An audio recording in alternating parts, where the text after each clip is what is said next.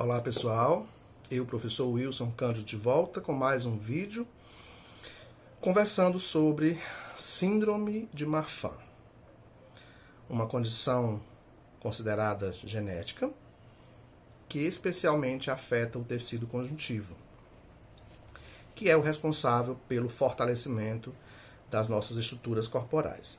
Em virtude desse prejuízo do tecido conjuntivo, atinge áreas importantes, como o coração, olhos, vasos sanguíneos e também a estrutura esquelética. São, em geral, de estaturas altas, muito altas, corpos magros, com braços, pernas e dedos desproporcionais, alongados em relação ao tamanho padrão.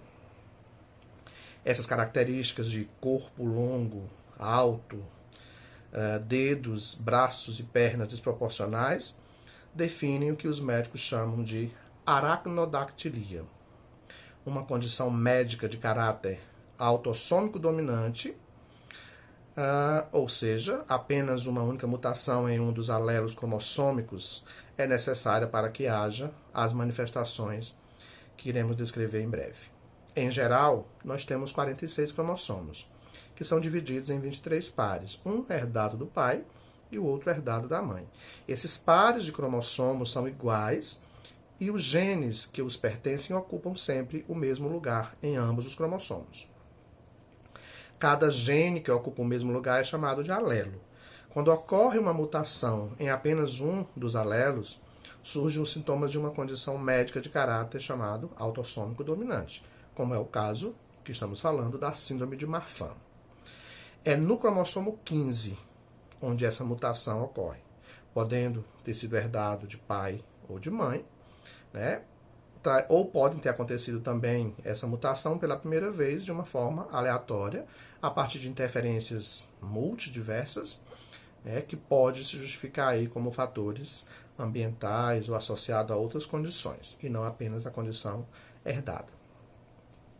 A incidência para essa condição diagnóstica, síndrome de Marfan, ela é esporádica, né? É de até 30%. A incidência entre pessoas de uma mesma família corresponde a 70%. Pessoas diagnosticadas com essa condição médica têm, em média, 50% de chance de transmitir a mesma condição para seus filhos. E a incidência, em geral, é de 1 a cada 10 mil nascidos vivos. Os principais sinais e sintomas costumam variar de caso a caso, mesmo que esses estejam na mesma família. Vale lembrar que nem todas as pessoas diagnosticadas com a síndrome de Marfan apresentam todas as condições clínicas descritas, mas algumas merecem atenção especial como característica para o quadro. Sistema esquelético, responsável pela sustentação do corpo, pode vir afetado. Sistema cardíaco, que favorece o nosso bombeamento sanguíneo, também pode vir afetado. E o sistema visual, que faz parte das nossas vias sensoriais tão importantes para o nosso aprendizado, também pode vir afetado. Em geral, acontece porque o gene afetado pela mutação é responsável pela produção de uma proteína chamada fibrilina, que é um importante componente encontrado na formação de fibras elásticas do nosso corpo.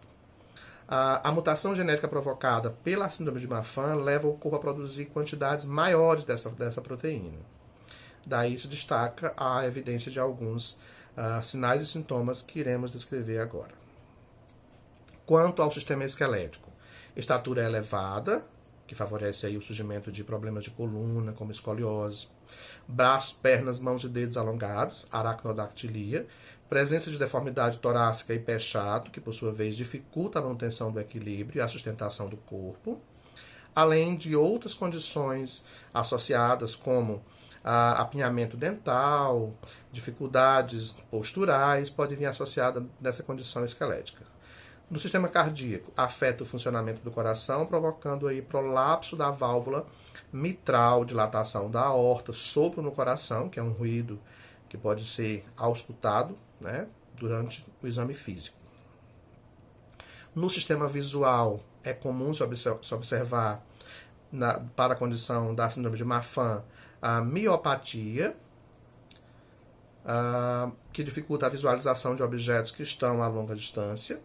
É comum se observar luxação do cristalino e deslocamento da retina. Faz-se importante, para o diagnóstico da síndrome de Marfan, uma avaliação criteriosa por partes de uma equipe médica, clínico geral, ortopedista, oftalmologista, pediatra, neuropediatra, cardiologista, reumatologista e geneticista. O diagnóstico ainda é considerado por parte de alguns médicos um grande desafio, pois muitos dos sinais e sintomas que caracterizam a síndrome de Marfan também podem ser percebidos em outras condições diagnósticas. E muitas vezes isso pode confundir para a definição pontual dessa condição médica. Outro ponto relevante é que os sintomas podem variar entre pacientes de uma mesma família, daí mais uma vez confunde para o fechamento do diagnóstico. Para o diagnóstico da síndrome de Marfan é necessário, por parte do médico, a solicitação do ecocardiograma, solicitação de tomografia computadorizada e ressonância magnética, exame de lâmpada de fenda, teste de pressão ocular, testes genéticos, dentre outras solicitações que são importantes, tanto para descartar outras condições, como para se entender melhor o quadro sintomático apresentado. Embora não exista ainda cura para essa condição médica, o tratamento concentra especialmente na prevenção de possíveis complicações que vão advir aí dos quadros descritos para essa síndrome. Terapia medicamentosa, em muitos casos, podem ser de fundamental importância, além de outras possíveis situações como correção cirúrgica para a reparação da aorta, tratamento para escoliose, correção no externo e algumas cirurgias oculares também pode acontecer. Vale destacar que uma pessoa com síndrome de Marfan pode ter restrições em algumas atividades esportivas, especialmente aquelas mais competitivas e que muitas vezes demandam um esforço físico maior, principalmente se houver aí um problema ligado à dissecação de aorta, ou havendo aí risco de ruptura. Atividades menos intensas são mais indicadas, como caminhada, exercício passivo livre, passivo assistido, condicionamento funcional, são mais seguros e oferecem menos riscos à vida do paciente. É importante, mais uma vez, reforçar a necessidade, além dessas propostas de tratamento relatadas, de abordagem multidisciplinar e de um olhar pontual por parte das instituições de ensino que vão receber esse paciente enquanto aluno, para melhor acessibilidade estrutural, melhor adequabilidade de atividades, dependendo dos prejuízos que eles possam apresentar associados aí ao quadro sindrômico. Especialmente nesse contexto físico, já que é um paciente ou um aluno que tem aí problemas de ordem motora, em consequência da apresentação do quadro sindrômico, e também questões de ordem cardiovascular, de ordem visual, né? Além das descrições de ordem esquelética, estrutural, motora, como já citamos. Tá? É importante sempre analisar cada caso antes da prescrição de algumas atividades. E nesse caso aqui, de atividades de ordem física, psicomotora, é de atenção especial.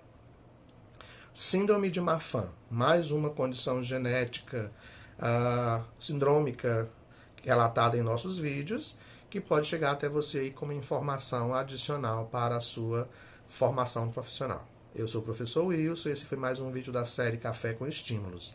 Abraços a todos e até breve.